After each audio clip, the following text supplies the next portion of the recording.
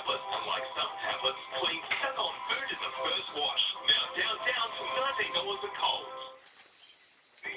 Is your place out of shape? Deck needs refinishing?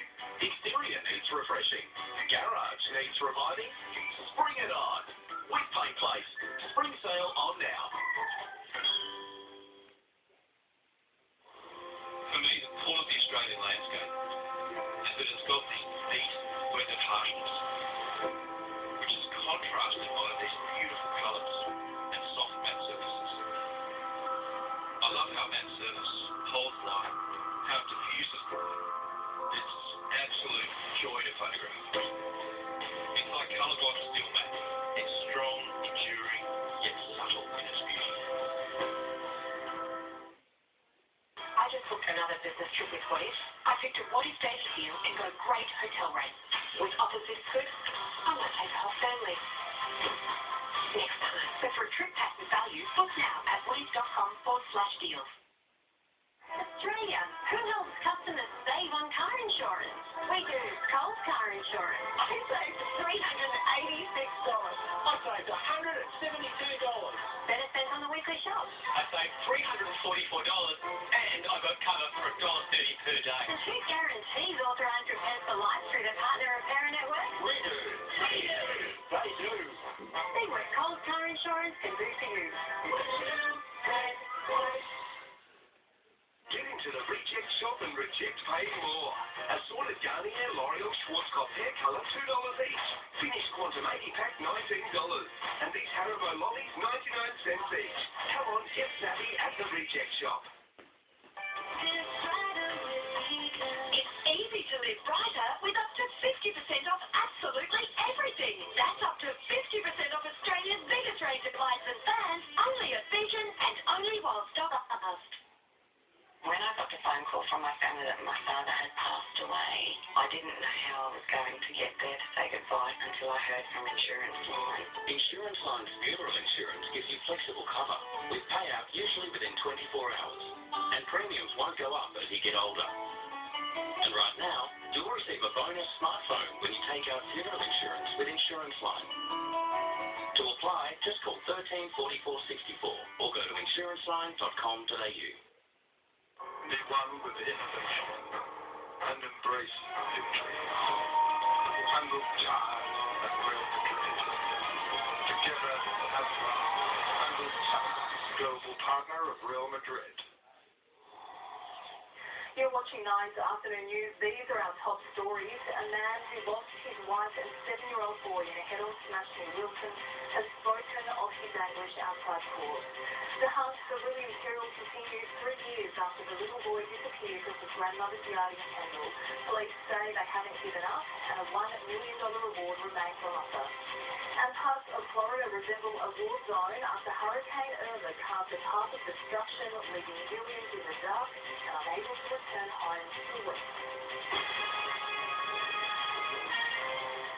Let's go back to the serious fire danger across New South Wales, with fire bans in place from midnight tonight for Sydney, the North Coast, the Hunter and northwestern parts of the state. It comes as firefighters have this afternoon contained the blaze in Sydney's north. Straight to Nine's Vicky Jardin. Vicky, bring us up to date. Well, good afternoon, Sophie. As we go to air tonight, more than 100 firefighters are trying to conduct hazard reduction burns ahead of tomorrow's severe weather conditions. Now, why they're doing this is because a fire broke through containment lines around 6 a.m. this morning, and that fire is currently under investigation by police and fire authorities. Now, tomorrow, fire authorities have just issued an alert. There is a total fire ban for the Greater Sydney area, Greater Hunter area, North Coast, northwestern area as well. Now, what they're expecting is high temperatures, low humidity, and strong northwesterly winds. And fire authorities say this could be a recipe, could be very concerning for nearby residents. This is what fire authorities had to say.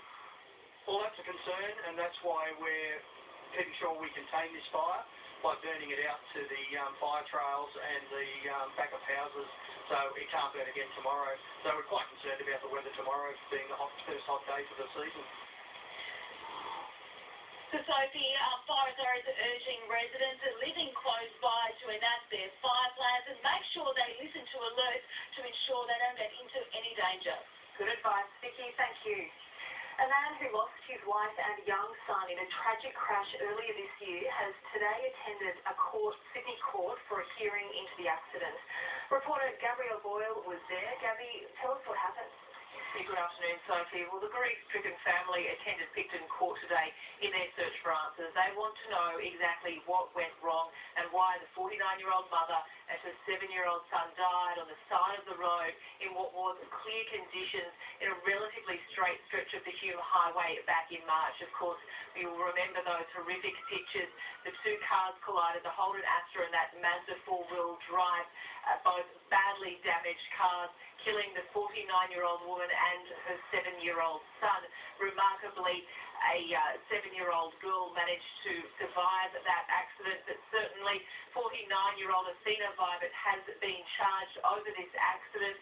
She faces a number of incredibly serious charges, including 2 counts of dangerous driving causing death. Now, Sophie, she didn't attend court today. Instead, she sent her lawyer to represent her. There were no pleas entered, but outside of court, we caught up with the victim's family. Here's a little of what they had to say. It's not going to bring them back, is it? So it's just closure more than anything, that we just want to know what happened for their sake. As I said, Sophie, at this stage, no charges have been laid. The matter returns to court in November. Gabby, thanks for the update. It's now 3 years since toddler William Tyrrell went missing from outside a home on the New South Wales mid-north coast. And today police have pledged not to give up their investigation into his disappearance. Nine's Damien Ryan reports. Yeah, look, it's an anniversary. The detective leading this investigation marked with a public pledge to William Tyrrell's family that they haven't given up on the investigation and they will not give up on the investigation. September 12, 2014, the 3-year-old in that Spider-Man suit, William Tyrrell, vanished from his grandmother's yard in Kendall on the state's mid-north coast. Since then, New South Wales police have received 4,000 pieces of information, and there's also been an unprecedented $1 million reward for information on the case, but still no breakthrough. Now, Gary Jubilant, the officer in charge of this task force, admitted that's frustrating, but he did concede that they're still making progress. But each day we're learning more about what happened at the time and we're eliminating people. So I'd say we're making progress each day. I'm saying we're not going to give up. We're going to keep fighting until we find out what's happened to William and help the families bring some form of closure. The lead officer would not talk specifics in terms of persons of interest, except saying there are still hundreds of people on their books that they're looking at this stage. They also made an appeal to the public. If anyone sees or discusses the case and people seem to react strangely or oddly to that behaviour, the investigation itself, they're the people that police want to speak to, and if anyone has got any leads, they should contact Crime Stoppers. A man was trapped in his car for 2 hours after it crashed into a power pole in Sydney southwest this morning. Emergency services worked to free the 26-year-old following the smash in Wiley Park just after 6 a.m. He was taken to St George Hospital with leg and pelvis injuries, where he remains in a serious but stable condition. A truck driver got his measurements wrong this morning when approaching the Sydney Harbour Tunnel. The oversized vehicle was stopped by police just before entering the tunnel and potentially causing a serious crash. There were long delays for commuters as southbound traffic was diverted over the Harbour Bridge. Tensions are building in Canberra as politicians face off over how to tackle the energy crisis to prevent future power shortages. Fiona Whelan is at Parliament House in Canberra for us to see this issue is causing some conflict there today. That's right, Sophie. Look, it's certainly dominated question time this afternoon. Most of the arguing is over plans for the Liddell Power Station in New South Wales. That's because the CEO of power company AGL has agreed to consider a government plan to keep the coal-fired station open for an additional 5 years. It had wanted to close it in 2022, but the government says that will create a supply shortage. Today, the arguing over this issue even spilled into the corridors of the press gallery. Labor MP Joel Fitzgibbon had a somewhat heated exchange with the Energy Minister when they crossed paths. Who are making big profits, who are seeing high prices you create. off the have with Joe Sheffield, and Joe, I think you're embarrassed. I think you're embarrassed. I think every day you're going to roll out and support the Prime Minister's desperate attempt to lead the Australian community. When you've got a toddler who's screaming on the floor, insisting that they're Batman, you say, yeah, you're Batman. Now come on, let's get out of the house and get on with what we've got to do anyway. That's how AGL has treated them too, like a petulant child. There's also been an update on the same-sex marriage survey.